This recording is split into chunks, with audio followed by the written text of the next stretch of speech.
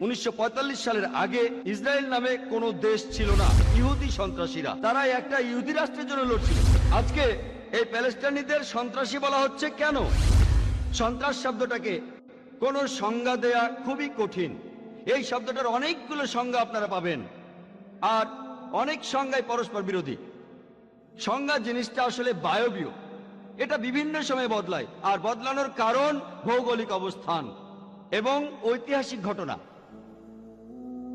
সন্ত্রাস শব্দটার সংজ্ঞা দেয়া খুবই কঠিন, তবে অক্সফোর্ড ডিকশনারি অনুযায়ী বলা হচ্ছে যে সন্ত্রাস হলো কোনো হিংসাত্মক কাজের মাধ্যমে কোনো রাজনৈতিক লক্ষ্য অর্জন করা বা কোনো সরকারকে কোনো পদক্ষেপ নিতে বাধ্য করা। এই সন্ত্রাস শব্দটা প্রথমবারের মতো ব্যবহার করা হয়েছিল 1790-এর দশকে, সে সময় ফরাসি বিপ্লবে।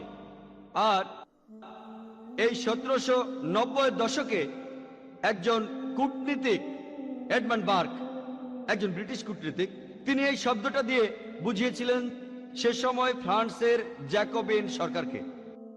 আর 1793 থেকে 94 সাল পর্যন্ত বলা হয়ে থাকে সন্ত্রাসের শাসনকাল, সন্ত্রাসের সময়কাল।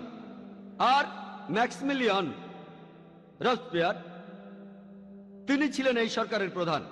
আর এই সময়ের মধ্যে তিনি হাজার হাজার মানুষকে হত্যা করেছিলেন, তিনি গিলোটিন চড়িয়েছিলেন হাজার হাজার নিরীহ মানুষকে। ইতিহাস এখন আমাদের বলে যে রবস্পিয়ার তখন 5 লক্ষেরও বেশি মানুষকে অ্যারেস্ট করেছিল, আর তার মধ্যে 40,000 মানুষকে হত্যা করা হয়েছিল। 2 লক্ষেরও বেশি মানুষের হয়েছিল নির্বাসন, আরো 2 লক্ষেরও বেশি মানুষ জেলখানার ভেতরে অনাহারে আর অত্যাচারে মারা গেছে। তাহলে এই সন্ত্রাস শব্দটা প্রথম ব্যবহার করা হয়েছিল ফরাসি বিপ্লবের সময় বিপ্লবীদের বোঝানোর জন্য। আজকে আমাদের আন্তর্জাতিক মিডিয়া আছে, আর সেখানে একটা কমন স্টেটমেন্ট সেটা দেয়া হচ্ছে বারবার, বিশেষ করে পশ্চিমা মিডিয়ায়। আর সেই স্টেটমেন্টটা হলো সব মুসলমানই সন্ত্রাসী না, তবে সব সন্ত্রাসী মুসলমান। আর এই স্টেটমেন্টটা এখন ইন্ডিয়াতেও চলে এসেছে, বিশেষ করে 2006 সালে 11 জুলাইয়ের পর বোম্বেতে ট্রেনের ভেতরে সেই বোমা বিস্ফোরণের পর, বিশেষ করে বোম্বেতে। আর এখন আমরা দেখি যে এমনকি ইন্ডিয়াতেও, বিশেষ করে বোম্বেতে, লোকজন একই কথা বলছে বারবার যে সব মুসলমানই সন্ত্রাসী নয়, তবে সব সন্ত্রাসী মুসলমান। আসুন আমরা দেখার চেষ্টা করি যে ইতিহাস আমাদের কি বলে, আর সন্ত্রাসী হামলা নিয়ে পৃথিবীর ইতিহাসে যে রেকর্ডগুলো আছে সেগুলো আমাদের কি বলে।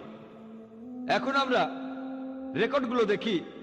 19বিংশ শতাব্দীতে আমরা এমন কোনো সন্ত্রাসী হামলা খুঁজে পাই না যেটা মুসলমানরা করেছে।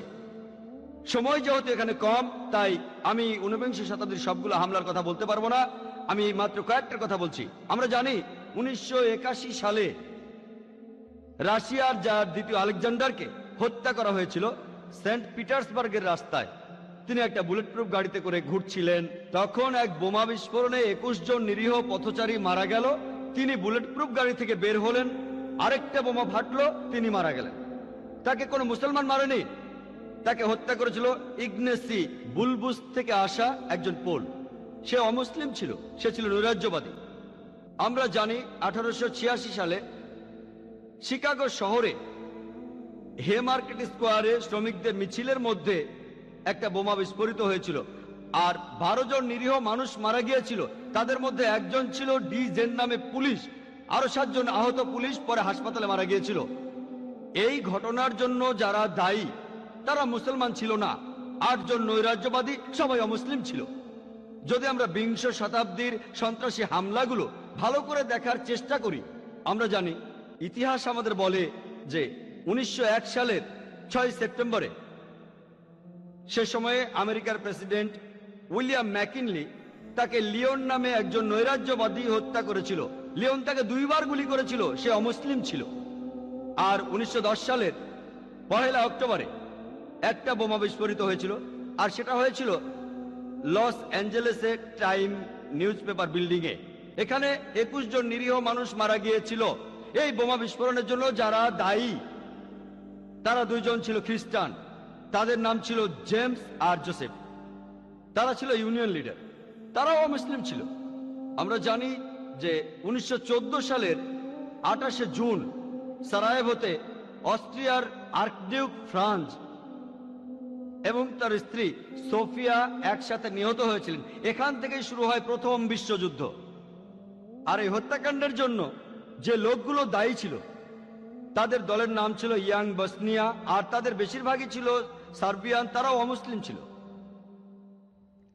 ইতিহাস থেকে আমরা জানতে পারি যে 1925 সালের 16ই এপ্রিল হয়েছিল একটা বোমা বিস্ফোরণ।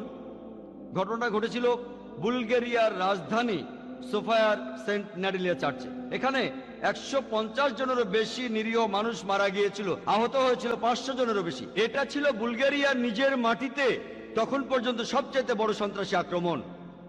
আরেকটা কাজ করেছিল বুলগেরিয়ান কমিউনিস্ট পার্টি, তারাও অমুসলিম ছিল।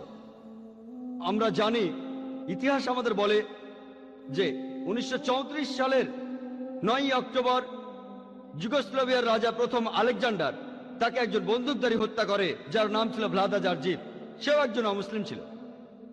প্রথম যে আমেরিকান প্লেনটা হাইজ্যাক করা হয় সেটা কোনো মুসলমান করেনি, কাজটা করেছিল ওর্টিজ নামে এক অমুসলিম। সে প্লেনটা হাইজ্যাক করে নিয়ে যায় কিউবায়, আর পরে সেখানে রাজনৈতিক আশ্রয় নেয়। আমরা যদি সন্ত্রাসী আক্রমণের ইতিহাসটাকে দেখি তাহলে জানতে পারবো যে 1968-র 28শে আগস্ট গুয়েতেমালার অ্যাম্বাসেডর তাকে হত্যা করেছিল একজন অমুসলিম। 1969 সালে জাপানের অ্যাম্বাসেডরকে ছুরি মেরে হত্যা করেছিল এক জাপানি অমুসলিম। ব্রাজিলের অ্যাম্বাসেডরকে ওই একই বছরে অপহরণ করে একজন অমুসলিম। সেই বিখ্যাত ঘটনা ওকলাহোমা বোম্বিং, সেটা হয়েছিল 1995 সালের 19শে এপ্রিল। সেখানে বোমা ভর্তি একটা ট্রাক ওকলাহোমার ফেডারেল বিল্ডিং এ আঘাত করে, মারা যায় 166 জন নিরীহ মানুষ, আহত হয় আরো কয়েকশো। প্রথম দিকে খবরের কাগজে লেখা হয়েছিল মধ্যপ্রাচ্যের ষড়যন্ত্র। দিনের পর দিন, কয়েকদিন পরে জানা গেল যে কাজটা দুজন ডানপন্থী দলের সমর্থকের, খ্রিস্টান, তাদের নাম তিমোথি আর টেরি। এরাই ওকলাহোমার ফেডারেল বিল্ডিং এ বোমা বিস্ফোরণটার জন্য দায়ী। তবে খবরটা যখন আসলো কয়েকদিন কাগজে থাকলো, তারপর হাওয়া। তার আগে দিনের পর দিন মধ্যপ্রাচ্য ষড়যন্ত্র, মধ্যপ্রাচ্য ষড়যন্ত্র। দ্বিতীয় বিশ্বযুদ্ধের পর 1941 সাল থেকে 1948 সাল পর্যন্ত এই 8 বছরের মধ্যে 259টি সন্ত্রাসী আক্রমণ চালিয়েছে শুধুমাত্র ইহুদি সন্ত্রাসীরা। অনেকগুলো দল আছে, ইরগুন, ইস্টার্ন গ্যাং, হ্যাগানা। আর আমরা জানি কিং ডেভিড হোটেলের সেই বিস্ফোরণটার কথা। ঘটনাটা ঘটেছিল 1946 সালের 22শে জুলাই। বিস্ফোরণটা ঘটিয়েছিল ইরগুন, নেতৃত্বে ছিলেন মেনাকেন বেগান। এখানে 91 জন নিরীহ মানুষ মারা গিয়েছিল, তার মধ্যে 28 জন ছিল ব্রিটিশ, 41 জন আরব, 7 জন ইহুদি, এছাড়া আরো ছিল 5 জন। এই ইরগুন গ্রুপ আরবদের মতো পোশাক পরেছিল যাতে লোকজন মনে করে আরবরা এই ঘটনা ঘটিয়েছে। এটার জন্য দায়ী ছিলেন মেনাকেন বেগান। আর এটা ছিল ব্রিটিশ ম্যান্ডেটের বিরুদ্ধে ইতিহাসের সবচেয়ে বড় আক্রমণ। এখানে 91 জন মারা যায়। আর সেই সময়টাতে মেনাকেন বেগান তাকে 1 নম্বর সন্ত্রাসী বলে অভিহিত করেছে খোদ ব্রিটিশ সরকার।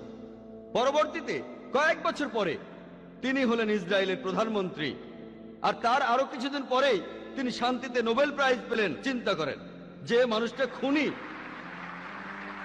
যে মানুষটা খুন করেছে হাজার হাজার নিরীহ মানুষকে, সে প্রধানমন্ত্রী হয় ইসরায়েলের, আর কয়েকদিন পরে নোবেল প্রাইজ পায় শান্তিতে।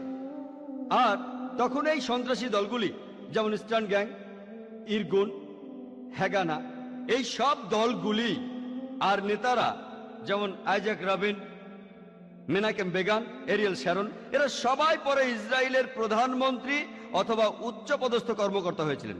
আর এরা সবাই যুদ্ধ করেছিল একটা ইহুদি রাষ্ট্রের জন্য। যদি পৃথিবীর ম্যাপটা দেখেন, 1945 সালের আগে ইসরায়েল নামে কোনো দেশ ছিল না, ইসরায়েল দেশটাই ছিল না। এই ইহুদি দলগুলি, এই দলগুলিকে সন্ত্রাসী বলে ডাকতো ব্রিটিশরা। তারা একটা ইহুদি রাষ্ট্রের জন্য লড়ছিল। পরে তারা শক্তি দিয়ে ইসরায়েল দখল করে আর প্যালেস্টাইনিদের তাড়িয়ে দেয়।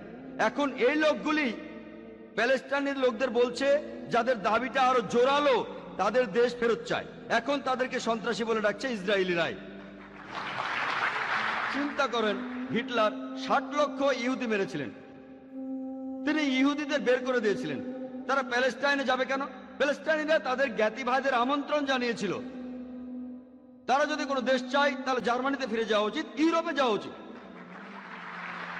চিন্তা করেন, প্যালেস্টাইনিরা তাদের স্বাগতম জানিয়েছিল। ধরেন আপনার বাসায় একজন মেহমান আসলো, অচেনা সেই লোককে আপনি বাসায় থাকতে দিলেন, আর কিছুদিন পর সে আপনাকে বাসা থেকে বের করে দিল। আপনি দরজার সামনে বলতে থাকলেন, আমার ঘর ফেরত চাই, ফেরত দেন। লোকে আপনাকে বলবে সন্ত্রাসী।